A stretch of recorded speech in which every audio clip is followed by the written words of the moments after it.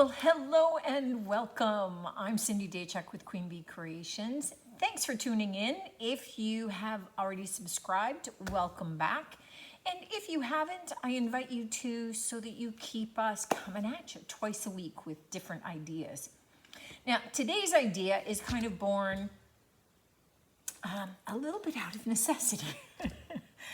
It is just moving into summer here, so we are getting lots of people coming into the shop looking for things that are going to be of use to them over the course of the summer, especially with all of their summer entertaining, and in particular around barbecues and family meals and those kinds of things. So one of the things that they're looking for are all kinds of different trays to be able to help them haul all the glasses and dishes and cutlery and condiment and potato salads all out to the table and all the dirty dishes back to the kitchen.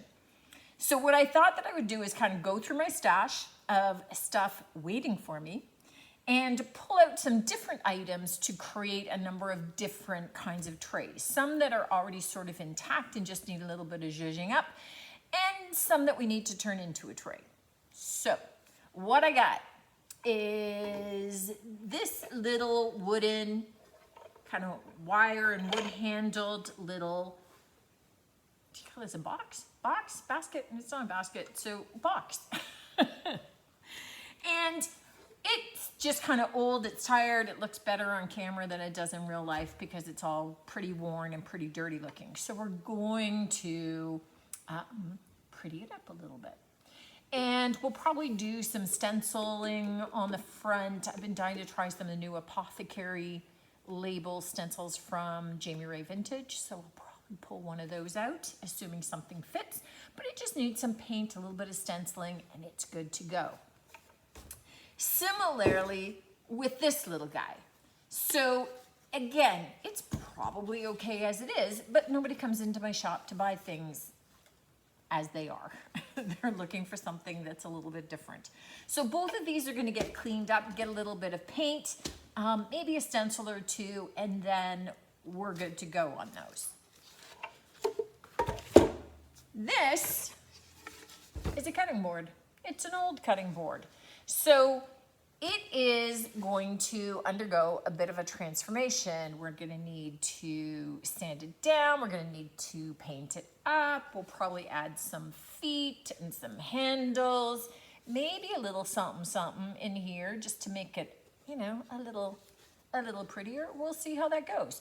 But I don't want you to overlook things like cutting boards when you see them in the thrift store, because not only can they turn into signs, but they can become usable decor, whether or not they become risers as part of vignettes on your buffets and side tables, or whether they become a little usable tray. So I also have this wooden platter. Now it's already got a little bit of a raised base and it curves upward. So it's already got kind of built-in handles. So we're not going to have to create handles on this one because it already serves like that. This one, I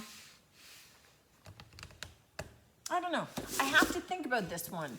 I may do something a little different with this one only because it could be used as a food tray. Meaning, maybe I'm not just sticking glassware on it and hauling bowls in. Maybe I want to use it as a charcuterie board, in which case I need to make sure that it's food grade, food safe. So I have to noodle that one a little bit more. I haven't really thought about it. But that was just an old, tired kind of bamboo tray that's you know, a little bit cracked, a little bit scratched. It too needs some zhuzhing. This last one, because people need big honkin' trays. So this one is a cabinet door. I think you guys figured that one out. So we're gonna zhuzh this one up too. Again, old cabinet doors can become works of art. There's a video with me doing an inlay, hanging a lantern from it so that it would hang on a wall. With, you know, a tea light in the lantern. This one, we're going to plug up the hole okay? It's got lots more holes on the back, but I don't like this little indented lip on this particular one. So you could use this side as your tray and have this lip. I'm gonna use it the reverse and have this lip. It still gives me lots of place to be able to put handles on the sides, and still have a little bit of an indent so things kind of stay put and don't roll around if you're carrying them. But it's gonna be a nice, big, decent size tray. So we're gonna play with this one and turn it into a tray. To start with, they all need a cleaning, so a good wipe down, and then they need a base coat of paint. So I don't think you're here for watching me slap on a couple of coats of paint. I'll tell you what color when I come back, because I don't know yet. But stay tuned. I'll bring you back in when we get to the Let's Beautify Them stage. See you soon. Okay, I've got some stuff painted. Remember this little guy? I've painted this out in 2 coats of Prom Queen from DIY. And what I want to do is just add on some stenciling. So I'm gonna stencil this one and the next. This one, I'm dying, I'm opening this up. This is the new Jamie Ray Vintage Apothecary 1. So she's got 2 different packs of Apothecary labels, 1 and 2. This one is 1, which has these. They're all available on the website, queenbeecreationshome.com. But I was opening this one because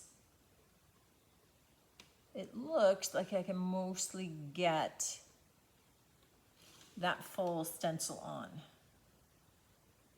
Pure drugs and medicines. The others all go upright, right? And they're much smaller. So for stenciling, I have my 1/2 inch Jamie Ray Vintage stencil brush.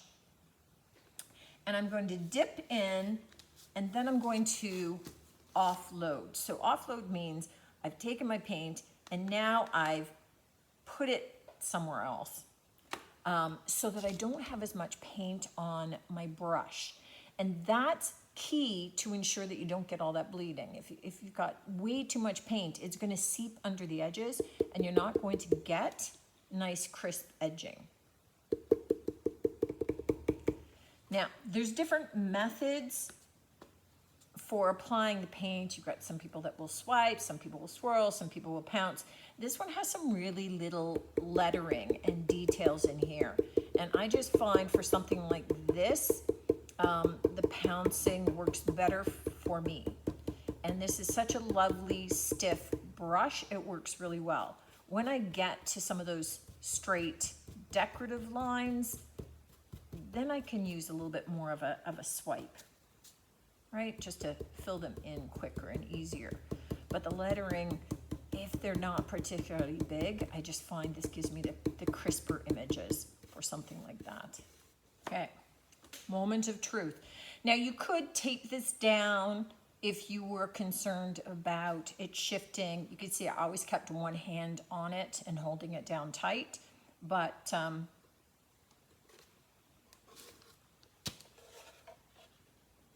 there we go. Super cute, nice and crisp.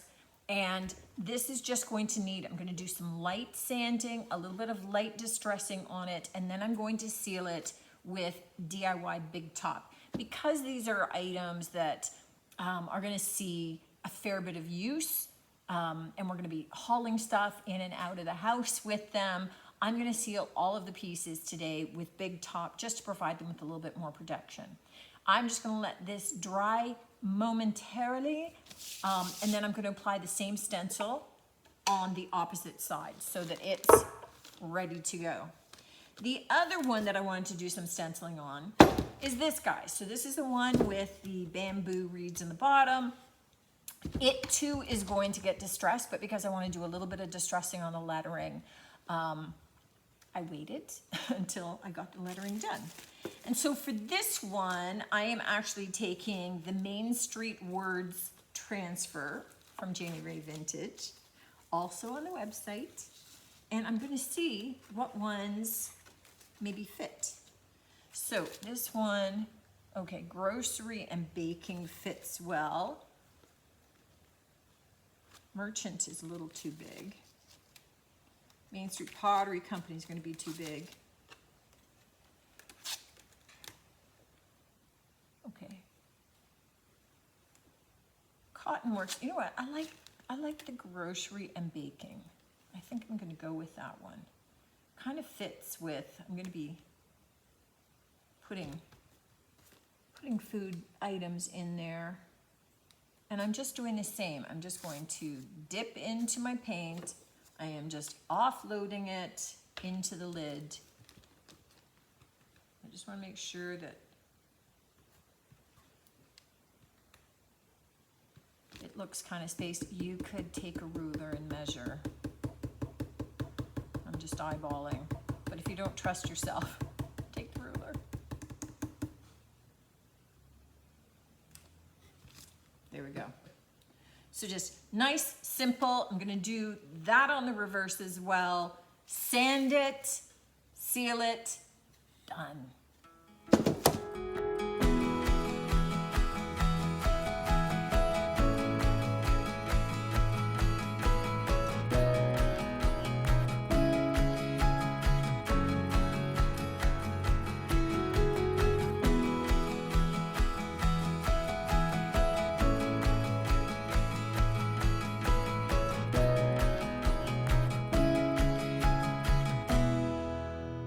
So you saw that I had lightly sanded this, just a little distressing in the corners and around the edges. And then I sealed it with Big Top because I want to put a transfer in there. And this is from the ephemera transfer. It took me a minute. They all start to blur together. And I just wanted to put this kind of in the center of this.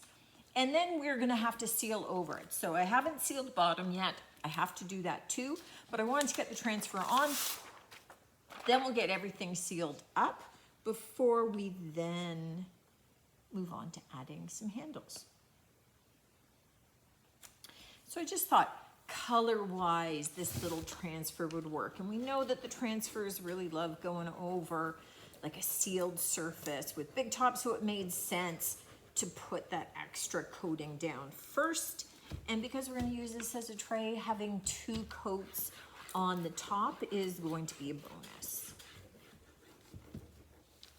Okay, I've hit a little spot where the transfer is kind of lifting up some of the paint instead of coming off. So what I'm going to do is just, as I'm working on the rest, I'm gonna take a little tiny bit of my Big Top on a brush over the spot where the transfer isn't adhering, and I'm just going to push that down as I continue.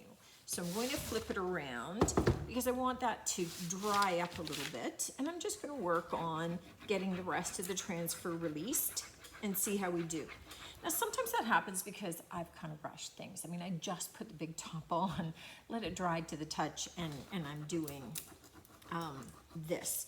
But, you know, no worries, there's little fixes for everything. And I find putting that sealer underneath, typically once it's dry, allows the transfer then to then adhere to that, stick onto that glued area. So now we're coming up to that spot, and it's stuck to my board. So this is what this, see, that's such a cute little design.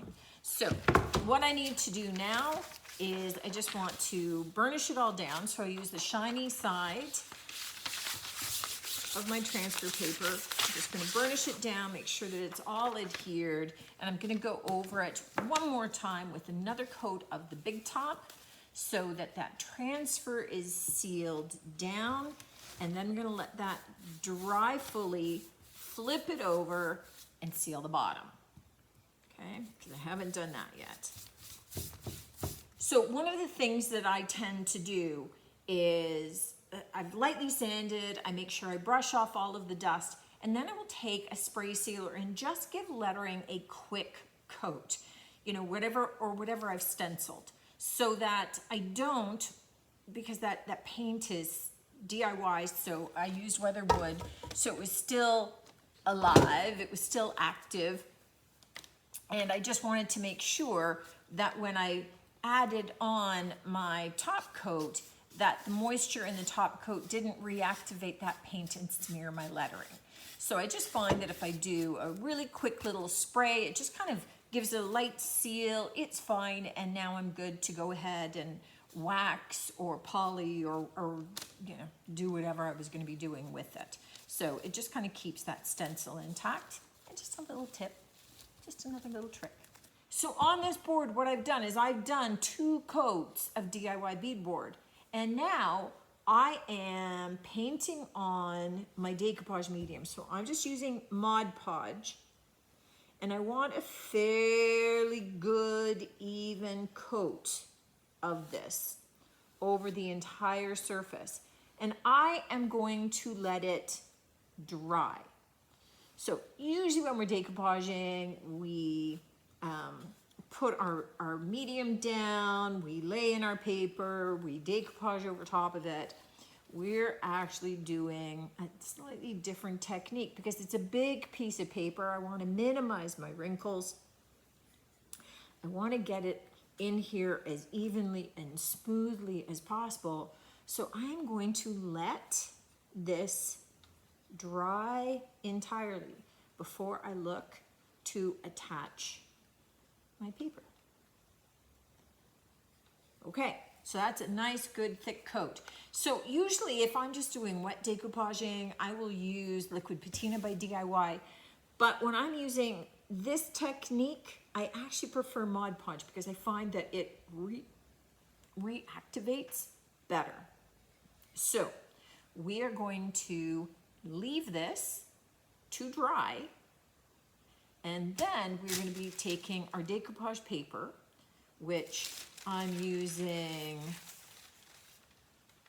the birds from Jamie Ray Vintage. I'm going to cut it down to size, and then we will be ready for the next step.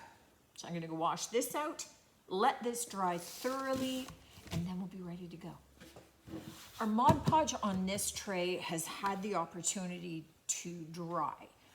And so what we're going to do now is we are going to complete the process of attaching our trimmed down little cottage birds. So this is a Jamie Ray Vintage decoupage paper.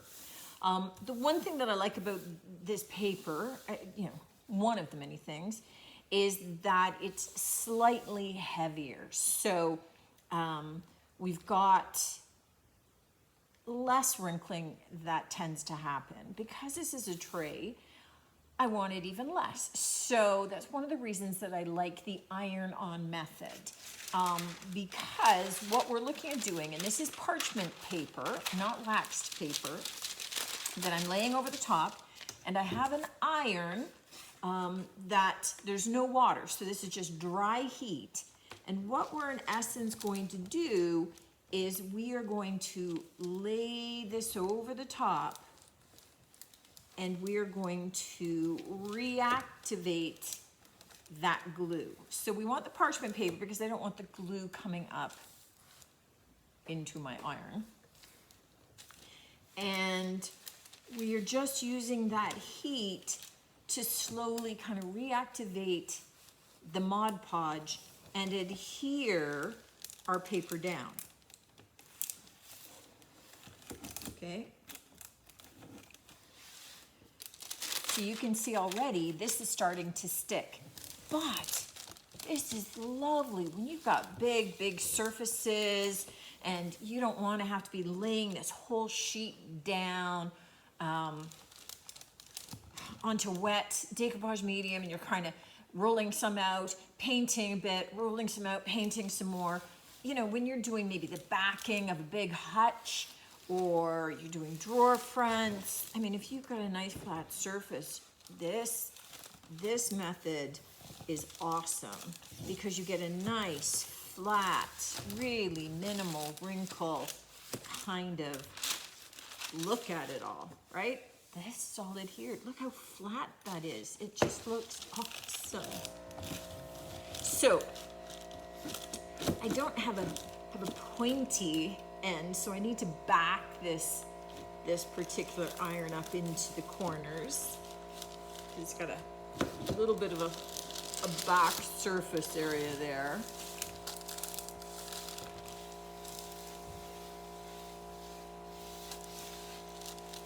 But I will go over this 2 or 3 times, just nice and slow like this to get that glue, make sure that it's all really activated well, it's all sticking down really well, my corners are done, and then I will let it cool off entirely, okay? And then I'll come back at you. We are just going to look at finishing off this one, and we're doing a little bit of a different handle. We are going to add on a leather handle. Just this looks a little bit old, a little bit aged, and I thought it would be a little bit more fun to do this. So for this, you need an old belt. And I just got this one from the local Value Village. And I am cutting it 7 inches. And it's pretty easy to do. Just taking a knife and score it a number of times to be able to cut through the leather. Now I will admit this is easier to do when I'm standing up, so I can put a little bit more pressure on it.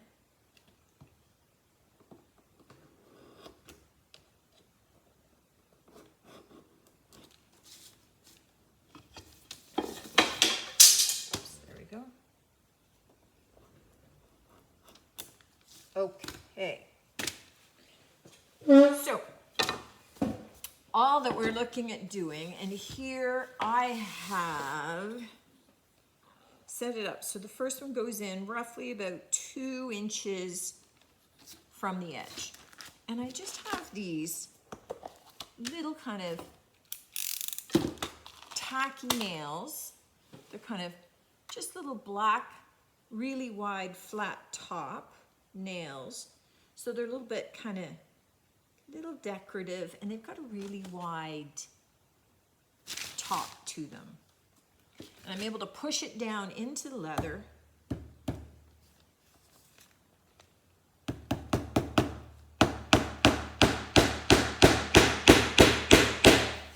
And hammer it down in. And I'm using 2 on each end.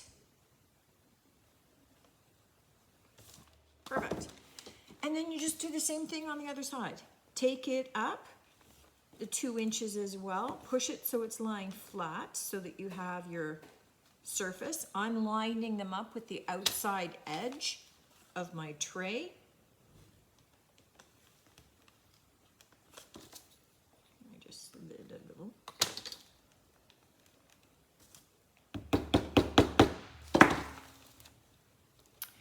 And there's that little tray. And I love the kind of the little rusticy look. It's an unusual touch. It's kind of nice. So don't overlook when you're out thrifting, picking up, you know, all leather belt ends. These make great straps on all kinds of different projects. And definitely using them on handles on a tray is one of them.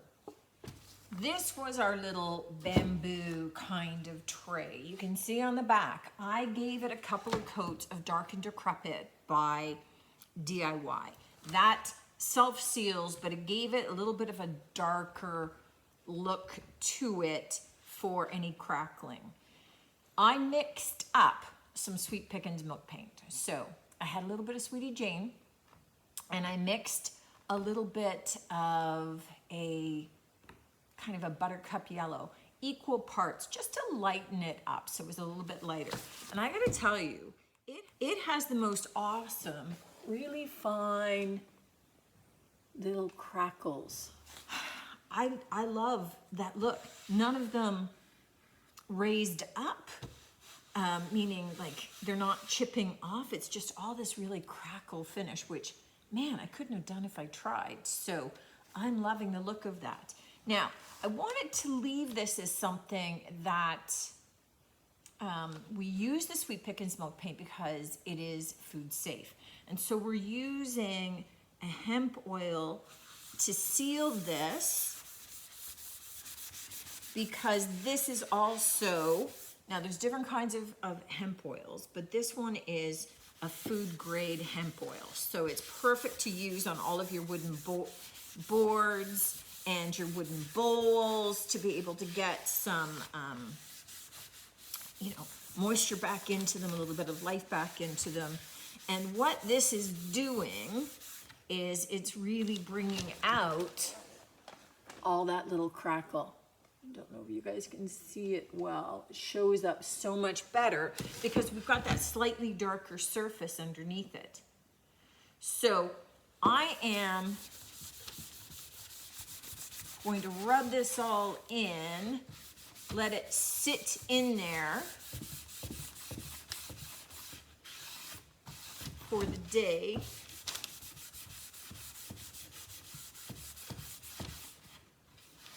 And maybe rub it back and see then if I'm able to do anything more with it. Oh my gosh, I love those little crackles. Oh, the camera's not picking it up that great. I'll see if I can get a good still shot of it, but that's super cool. Okay. Bob Ross would be proud. It's a happy little accident. But that's so awesome. That adds just so much texture to it, so much interest without it being textured. All right, so I've got oil all over this. Now what I'm going to do is let it sit for about 30 minutes. I will take a dry cloth and come back and wipe that down and then let it sit longer. And then I'll see if I have a dry enough surface to perhaps add some little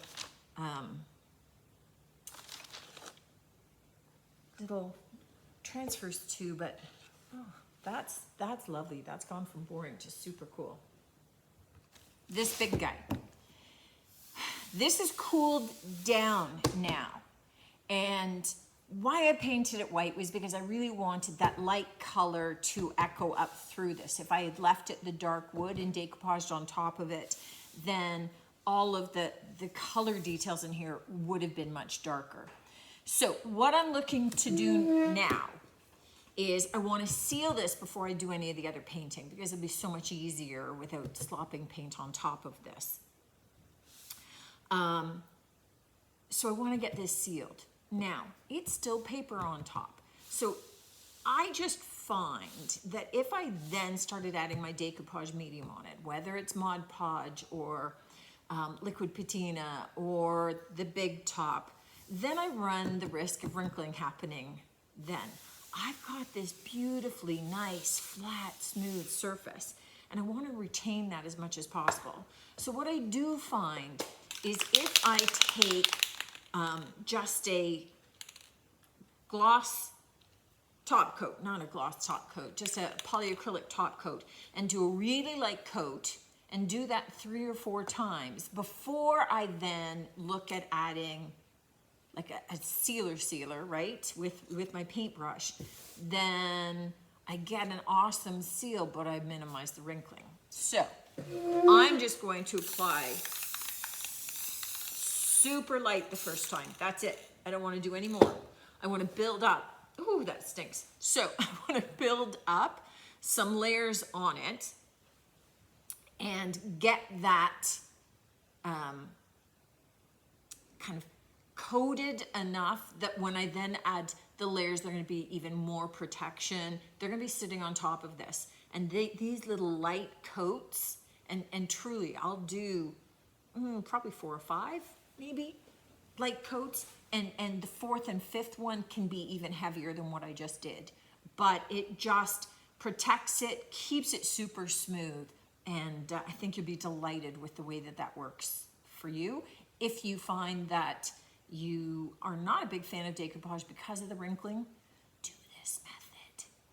You'll be really happy with it. So I'm going to build up those coats before I come back and I start painting up the frames. I'm still going to be adding our full coat of top coat on this, but I'm waiting to do that until I actually have the others.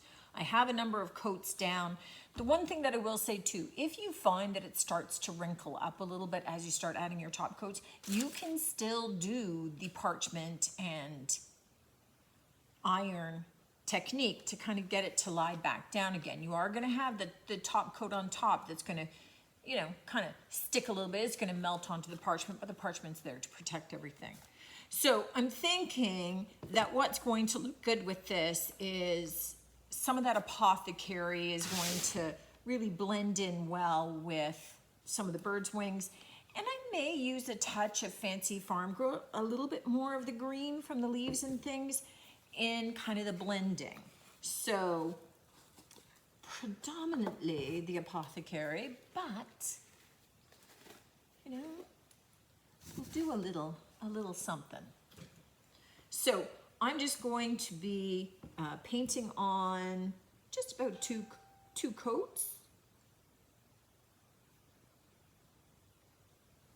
Taking a little bit of care as I go around, but it'll be okay. And then we'll look at probably adding, let me see as I go around here. When I go to add some of the Fancy Farm Girl green, I'm going to do that on my second coat so that I have the apothecary as my base. I'll add it in my second coat, but in essence, I'll show you now. What I'll be doing is taking a little bit of it, putting it in some dabs along the way, and mostly kind of in the creases more than anything else. And then I will take a dry brush, and I have a dry brush right here that I'd like to use, and I'll just kind of feather it in.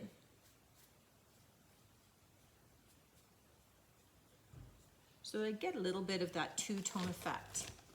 You can see that in that corner, just to kind of highlight it a little bit, make it a little bit more interesting. So that's the plan. That's where we're going.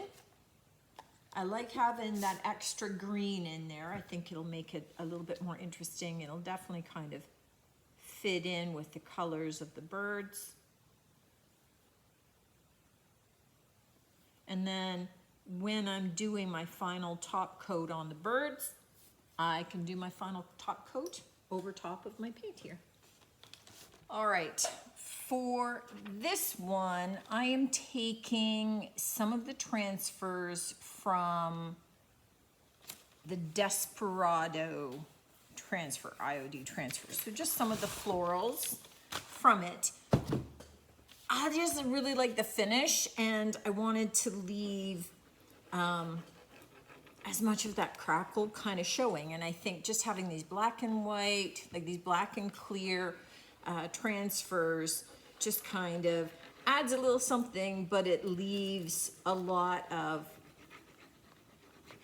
kind of the finish showing through. So I will transfer these on the same way as you do any transfers. We're just going to rub them all on. And then I will take more of my hemp oil to seal over top of them, and you go from there. Now, again, you could have done this all with polyacrylic over any kind of paint that you wanted. I used the milk paint so that it would have a food safe finish, so that's why I'm still using the hemp oil. But you know, you could do the same finish with anything, right? And I think that will be just it, just those two, and then get this one sealed up, and then it's done as well. We still have our big one left. We've got it drying with its poly on it. We still need to do handles, and then we got it all wrapped up. Finishing touches on this one. This is the hardware that I selected to use. Nice big, it's kind of a hammered, kind of pewter looking. I think that it really works well with it. So a couple of things. I measured out the hole distance, and that's usually how handles like this come. They'll say 3 inch, which is hole to hole. It doesn't necessarily count for the extension of metal beyond that. But what I did was I used a drill and I drilled the holes, and then on the back, because we don't want the screw heads to be sitting up and hitting tabletops. We want this to sit flush. I countersunk the holes. So using a bit that looks like that. Kind of cool. I didn't know originally that that's what that was for. But this just pops in there, perfect. We pop the screws in, screw them in, right? And then done. And when we do that, they will sit down inside those holes nice and flat, so that when we put the tray down, those screw heads aren't holding it up. It can sit nice and flush. Okay, so I'm going to get that done. All right, these are all finished. And what I hope from today's video is not just that you see, oh, that's exactly what I want to copy, but just ways to look at found objects and found containers, and how with a little bit of paint and maybe some stenciling or some transfers, you can transform them into something that is usable for you in your home, and in particular right now for your outdoor patio. So we've got this little box which just had a cute little shape. It looked old and tired in the cream, but with a little bit of a stencil and some basic paint and sealer, it's ready to go. So perfect for sitting out on your table with condiments, maybe, you know, a container with all of your cutlery and, you know, wrapped up with napkins and things like that. So super cute for that use. These kinds of trays are really pretty easy to find. You've got the wooden handles, they've got the slat bamboo base, super easy, a little bit of touch-up paint, a little bit of wording, and they're just cute. They're infinitely practical. I think this would be adorable with tons of different little terracotta pots and, you know, geraniums and pansies and flowers all peeking out and just sitting on a side table somewhere in your backyard.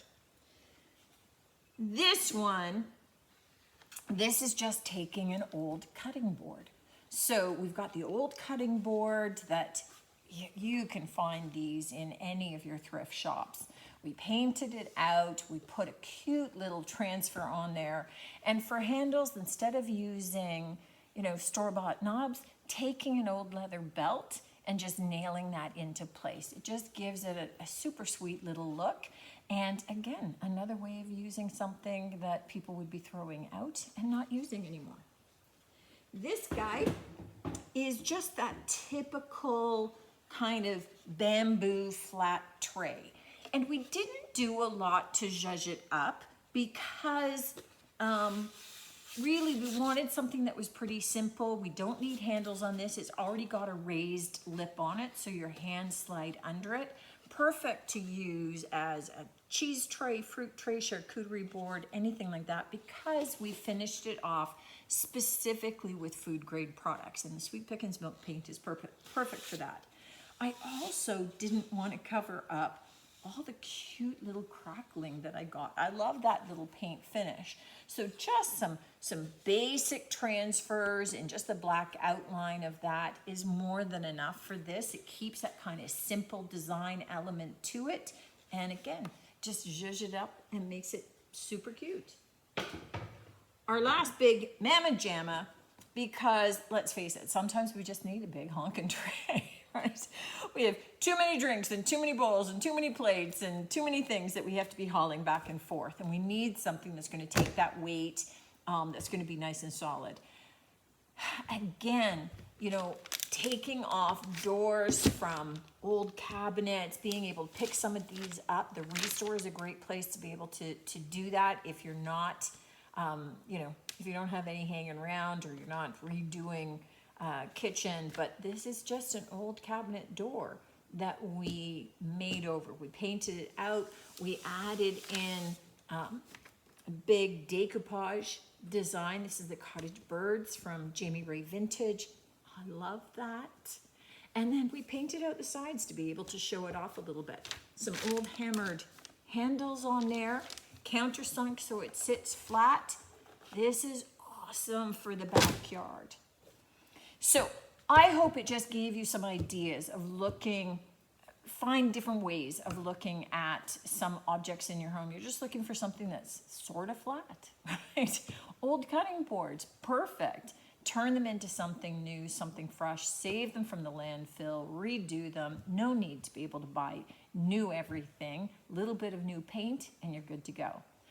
Let me know what you think of these ones, guys. I love to hear from you and I'm looking forward to seeing you guys on the next one. Until then, take care.